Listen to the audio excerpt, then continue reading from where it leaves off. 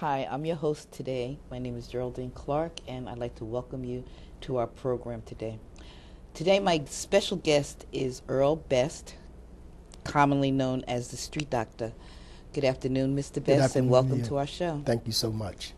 Well, let's just get right into it. Mr. Best, you have been known as the Street Doctor for quite some time, and I have to say that you're doing a really good job at curing our streets of Thank the you. problems that are out there. So why don't you give us a little history about who Earl Best is and who the Street Doctor is, because they may be embodied in the same body, but they are definitely two different people. Yes, first of all, thank you for them kind words. Earl Best is my name that my mother gave me. I love you, Ma. I was born in the snowstorm in Newark, 1947, so we're talking about a very long time ago, and it was a snowstorm, place called Beth Israel, which still exists. Been in Newark all my life. What happened through them years, I was raised by a minister. His name was Reverend D.J. Jenkins, hardcore Christian folks. And one thing that I got by being raised by this brother is that that's where everything that you see that I do. He fed the hungry, he visit the sick. You know how church do. Right, exactly. And that stayed with me. But somewhere along the line, I deviated from that path, and I got incarcerated. While incarceration, I woke up and got back in contact with the Creator. And I asked him, why me? And he said, why not you? Exactly. And I changed my life. Then I came home, and this is so exciting. I trembles with this. And we was doing a march. This was about 10 years ago in Elizabeth. And a guy named Ishmael Salam said, last but not least, the Street Doctor, because I had a white coat on. And I stuck with it ever since. So that's how that name happened.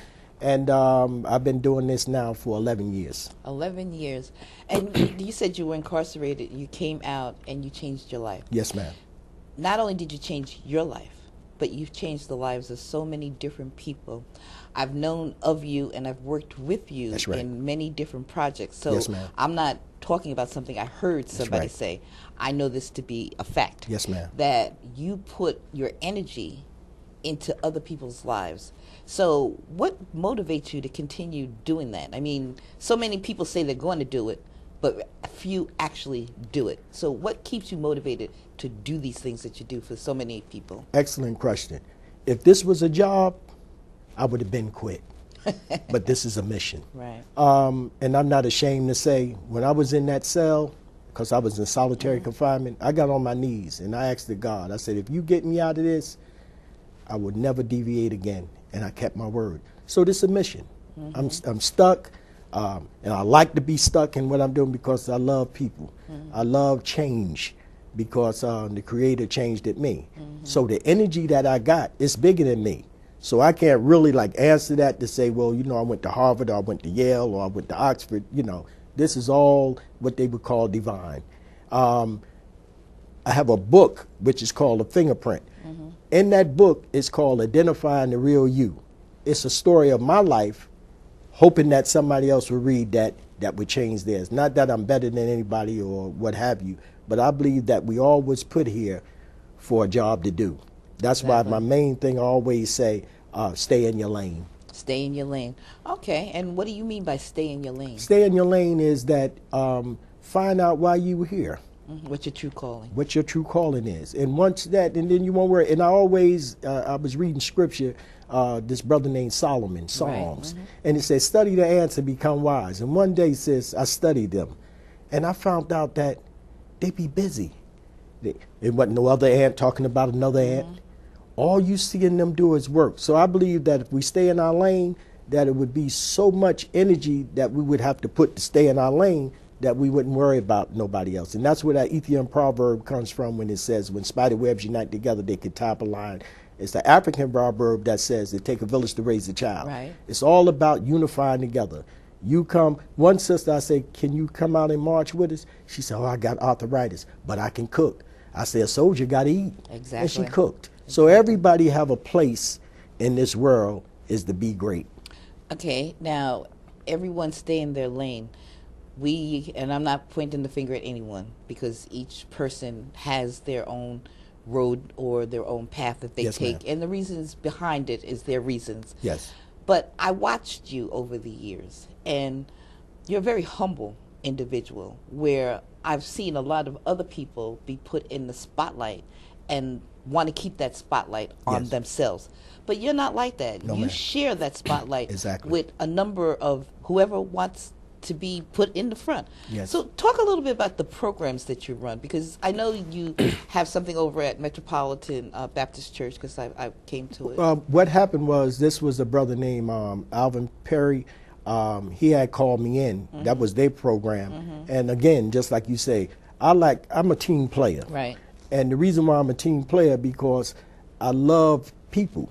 And I know when all of us get together, it could be better than just one. So that program in which you was coming, I was like helping. Okay. Because it was dealing with kids. But the program that I run, I have two strong programs. One of them is a feeding program. I feed in the street. I go down to Penn Station. A lot of them sleep up under the railroad tracks. They got boxes. It's terrible, sis. And I take food down there. I know all the hideouts, if you will, in Newark where people don't have nothing to eat. Also, I have another program. It's called MOMS, which means Mind Over Matter, which I goes into the prison. I go in like twice a week, but this week I've been in there like all week because I did Martin Luther King. I played Martin for 3 days.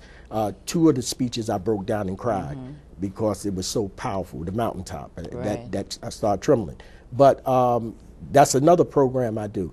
And as when we were speaking outside, you see how the phone was ringing, is that other people, you understand, that works doing the same thing that I do. We try to network with tickets for basketball, in which you do yourself. To get these kids out of here. Some of these kids never seen a basketball game. Some of these kids never been outside of Newark. So I'm a firm believer that traveling boosts the conscious, right? Whatever works for me, I know it worked for them because I've been there and done that. So you just try to be available at all times. Very hard now. That's why I've said if it was a job, I would leave. But it's a mission, and you get the benefits. And the benefits is that something you said, sis, it brought tears to my eyes, is that when a person comes back to you and say thank you. You know, one came to me today, sis, and said, "You remember me?" And I don't like that because there's so many people you come through. And I say, "Where?" He said, "No, I remember you from elementary school. I won a prize and we got to talking." So I said, "What you doing now?" He said, "I'm in college. I'm about to graduate, and I thank you for them kind words that you did back." So that's bigger than money, he says. That's bigger than an award. That's bigger than wine and cheese, if you will. And I know it is. Okay. And this summer, I think it was, you took a group of kids to Seaside Heights. Oh. And when I saw the pictures of those children's faces. Yeah, man. Like you said, they're just looking at their faces could tell how blessed they were for that experience. Tell me a little bit about that day. And you know what, sis? What happened? They filmed that. And you know how you have your moments? What happened, I looked behind and I seen them kids just enjoying themselves, and I started crying. I didn't know, because it was my moment. When I looked up, the camera was in my face, and they say, "Please, we want to know why you crying." And the reason why I was crying, because I had just left about 3 funerals. And to see them kids having fun, I knew that they were safe that day, and it just came out. Exactly. You feel me? Exactly. I'm a crybaby under all this. And because when you see so much, and we try to hide the stuff that's happening in Newark. I'm a straight shooter. And all the stuff that's happening, you try to like, oh man, with the 2 years old, then another baby, all this crazy stuff. And you be wondering, like, is I'm doing enough? And that leads me up to hopefully the next question. Leads you to now your next project of going into running for office. I'm running for mayor. And I had to wrestle with that, sis, over and over. And the same voice that came to me that day when I changed my life and I said, why me? Why not you? Why not you? The same thing happened when I say, well, why me? Why not you? You've been You've been looking out for the people. You're a people's person. You got passion. Not saying nobody else got passion, but you got to have passion with this, sis. You know, one of the things I'm going to have to say about you is you're a seed planter. And because I'm getting that in my spirit. Yes, ma'am. And I was talking to myself before I came here because I'm a seed planter. Yes. And one of the things that I've noticed about seed planters is that they plant a seed in people's lives. But the thing we forget, you don't see the seed when it's planted. You only see it as it grows, as it matures, and eventually you see what it comes into. And it hit me when you just said a few minutes ago about this person came up to you and said they met you in elementary school, a seed that you planted in that child's life. He's now in college, going on to do something productive with his life. And then you got to think about it. How many seeds have you planted like that you will never see the harvest that you planted? And I just think it's wonderful that a person takes the time to help other people and don't look for a reward. Because having worked down at City Hall in Newark, yes, I know that it's being the mayor or any elected official is a really hard job. Yes. So what is going to motivate you? What's really motivating you? You said God spoke to you, but it's got to be more than that, because God speaks to everybody and hardly anybody listens. So I love you, sis. And I was going to say that, but I listen. See, when he say jump, the only thing you're supposed to say is high. That's it. So, I can't just picture it because I'm outside the box. I have a saying, they say, when you're inside the bottle, you cannot see the label. I'm out of there. You can't confine me. Right. I'm free, right. Because I'm a people's person. And by me seeing all this stuff that I done seen through the years, over 200 and some funerals, sis. Right. I mean, all kinds of crazy stuff, And I said, let me put all this together. And I said, I want to do more. And I believe that I can do more by being the mayor. A lot of people say, why you ain't go to be a council person or whatever? No, because my thing is, when you shoot your arrows at the sun, it may not reach, but you better believe it'll land amongst the stars. Amen. So I'm a big thinking person. Right. Why should I, I'm out there. Right. I'm dealing with people. I'm understanding and doing the work. Exactly. So I believe that it's that time for me is to be the mayor of the New Ark. Okay. Now, you were talking before about something that you saw recently Yes, ma'am. at Metropolitan Baptist Church. Yes. You said that they had a job fair. Tell me a little bit about what transpired when you saw what you saw. Well, first of all, tell me again what you saw. Sis, right on time. What I seen that day confirmed me to make this decision. You know how should I, and then things then you say, oh, that's it. It was at that church when I seen thousands of people down there for a job fair. It was sad. And I ain't talking about sad in the way that the people came out, because people is suffering. It was sad to see in Newark all these people who's looking for work, all these people who want to work and do the right thing, and they was down there. And I said, I got to do something about that. So I really believe, sis, that from being the mayor, I would have more resources. Okay. So I can't get enough resources just riding around with the people. It'll drain me. I want resources when the kids come up to me and say, Street Doctor, I done changed my life like you. I want a job. Right. I don't want to say, brother, there ain't no jobs. Sister, there ain't no jobs. I get that every day. I want to be in position to have the resources. And that's what these positions is for. When you get these positions is for you can be in position is to help people for real. Exactly. And that's one of my main reasons also why I'm running for that office, is that I can be in position is to help people for real. Now, you said in position, and like I said, having worked down at City Hall, I know that there's always this, well, it's not in the budget.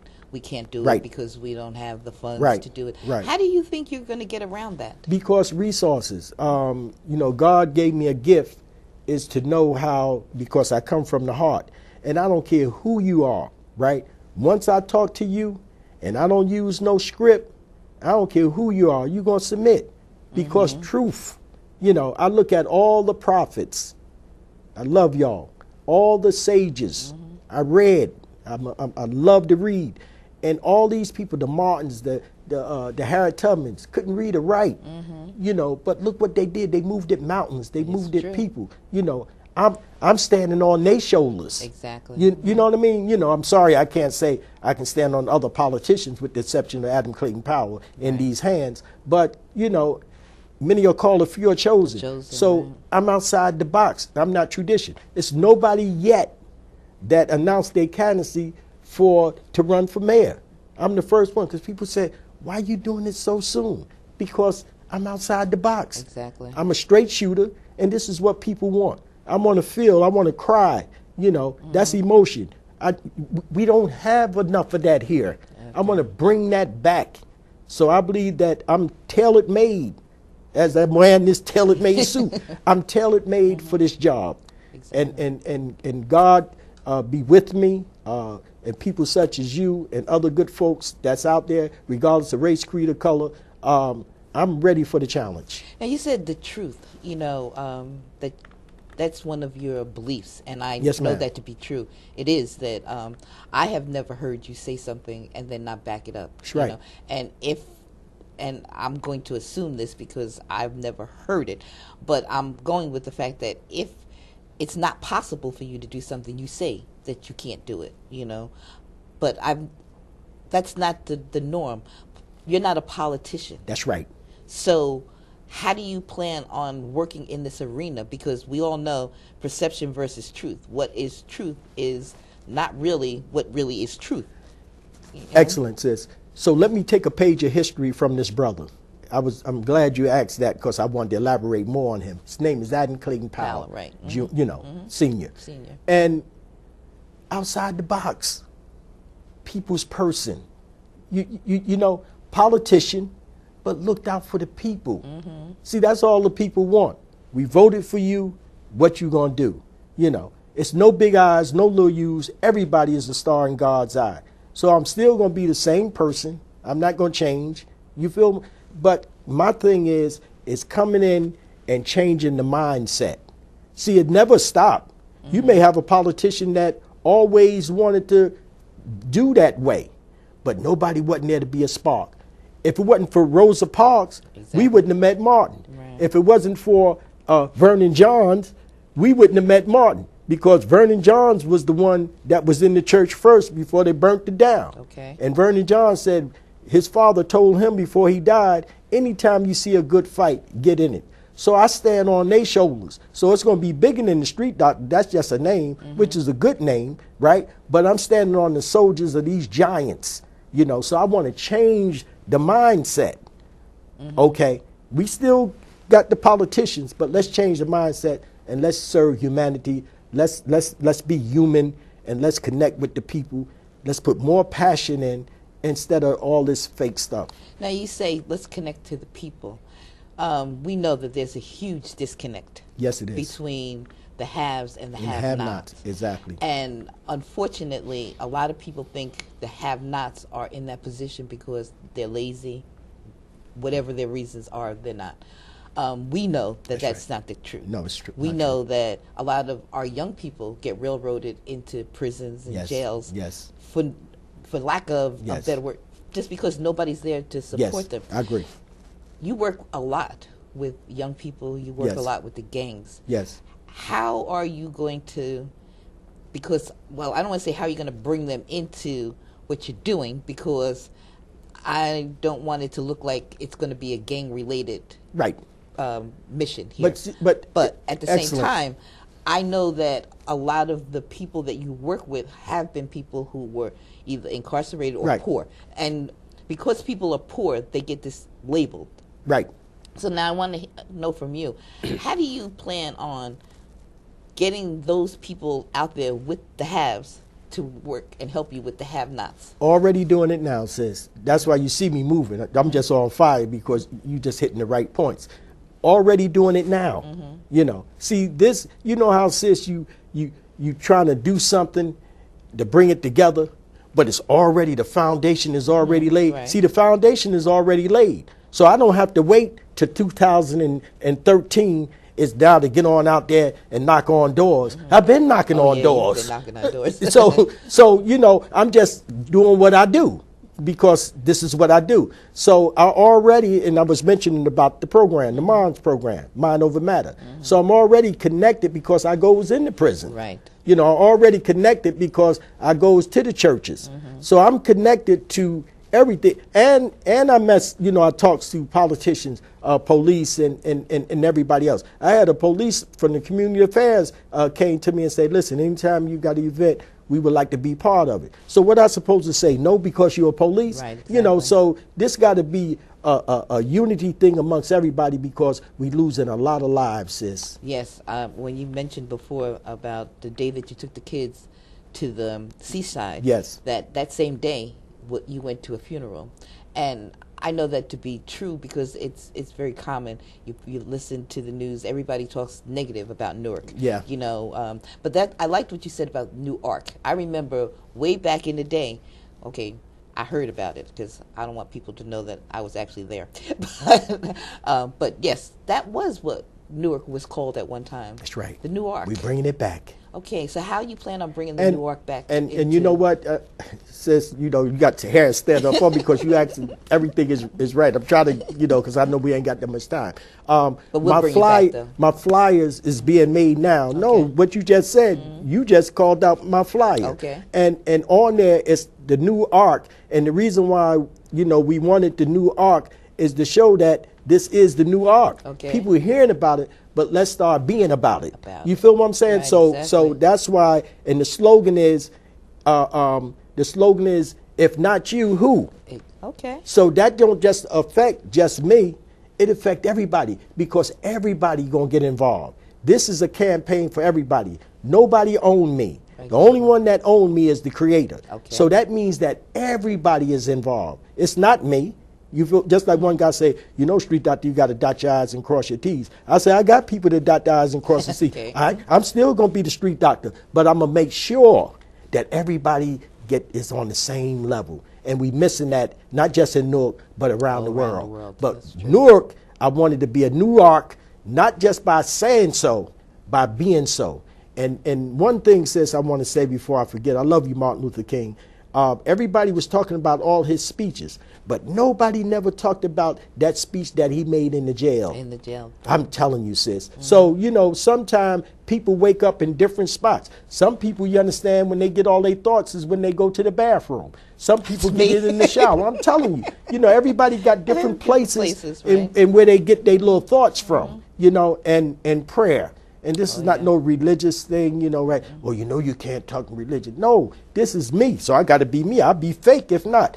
Prayer works. Oh, yes, it you does. have more, and I want to say this live, and I say this to the world. You have more people prayers answered than unanswered. Exactly. See, you got to start balancing. George Washington Carver, the Pete Up man, I love you, George. George Washington Carver said most people pray and their prayers don't go as high as the ceiling. Exactly. You know, but that don't mean that the prayers don't be answered. That means that, you know, you have to be humble. You got to be for real, because that's the connection. Prayer is only our cell phones. Prayer is only our Blackberries. Prayer is only the Twitters and all. See, it's bigger than that. Oh, that's yes. the real, and we lost that because we so busy. I'm not saying that, oh, he talking about don't use Twitter. No, I ain't saying that. I'm just trying to show you a point that we have to, after you put all them little toys down, right, you have to pray. And once you pray, you understand, you surround it.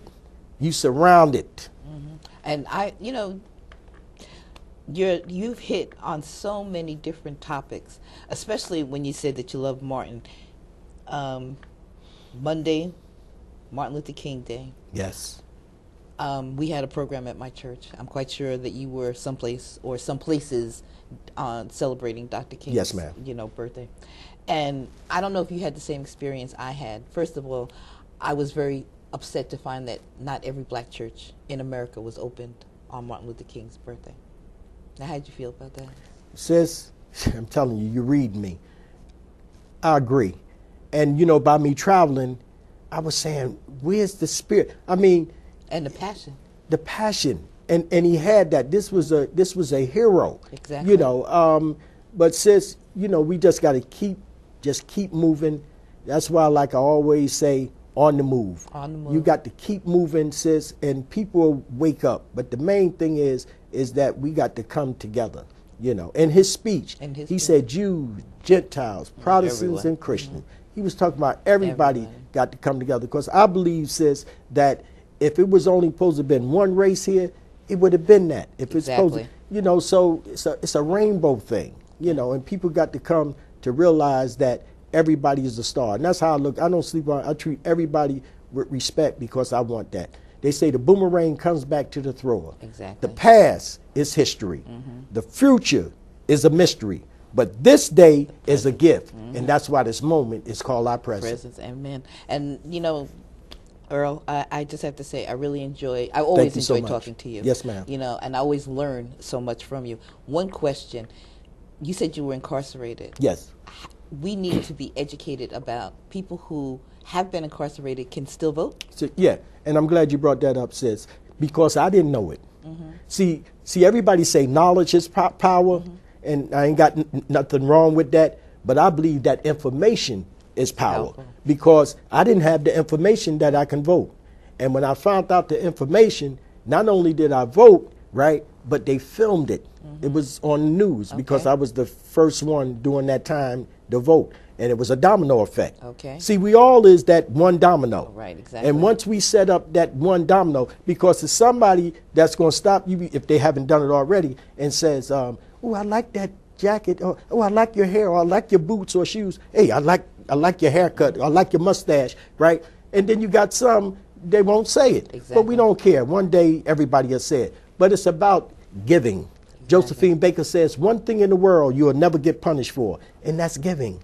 Exactly. So people who have been incarcerated have the right to vote. Have the right to vote. And they need to learn about know your rights. There's a pamphlet Yes. called Know Your Rights, and Yes. they should be able to get this probably down at City Hall or Yes. or the law enforcement agency or something like that. That's right. But I have to say, good luck with everything so that much. you're doing, and God's blessing be upon you. I mean, I just know that the seeds that you've planted Yes, ma'am. over the past 10, 12, 15 years, I see your harvest getting ready to come. Thank you so And much. I'm just so happy that we had this opportunity. I'm going to definitely invite you to come back No again problem. Yes, and ma'am. tell people where you are, what's going on in Yes, ma'am. your ministry, because I see it as a ministry. I don't see it really as a That's program. what it is. I see it as a ministry. I agree. And so I look forward to us continuing our conversation. Thank you so much. Because this is a struggle. And there's so much more that we could say, and time actually ran out. So I want to just thank everyone for being a part of the show today. I look forward to seeing you again. If you have a chance to see the street doctor out on the street, don't forget to say hello to him. This is Geraldine Clark here for this particular program. Happy New Year, because I haven't had a chance to say that. Happy New Year to Same you to too. you. And God bless. And birthday. And happy birthday. And may God continue to bless each and every one of you.